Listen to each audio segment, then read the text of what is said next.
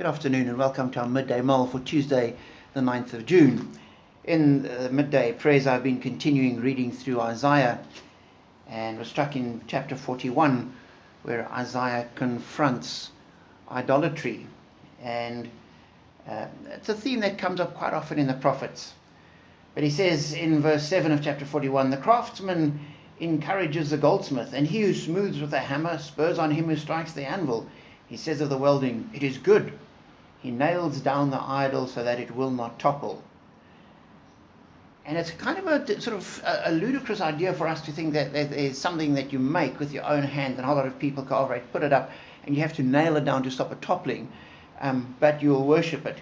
And it just really doesn't hold up. And Isaiah ends chapter 41 and says, "I look, but there is no one among them to give counsel, no one to give answer when I ask them. See, they are all false. Their deeds amount to nothing. Their images are but wind and confusion." And one can easily, sort of in a paternalistic way, say, "Oh, those poor people." But I stopped and thought, what do we idolize? What is there in society that we would structure our lives around? And there are many people that will have things like wealth or status or comfort or social relevance as their idol, and they will work towards it and they will serve it. And as they achieve it, they feel validated by it. But what happens when it all disappears? And I think there are many people that with the COVID lockdown have suddenly found everything that they structured their lives around is gone. How do they cope now?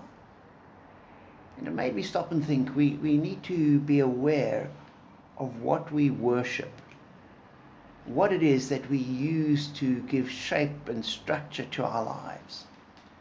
Because if we start replacing Jesus and our God with something else, good as they may be, wonderful as things like public service and reputation and everything might well be, they don't hold up in the long run.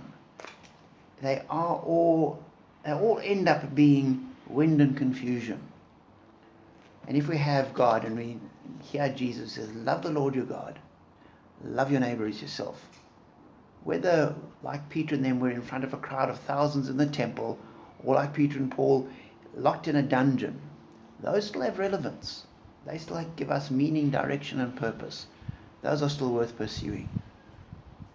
So we need to stop and say, we don't worship idols made by hands, but do we worship idols made by minds?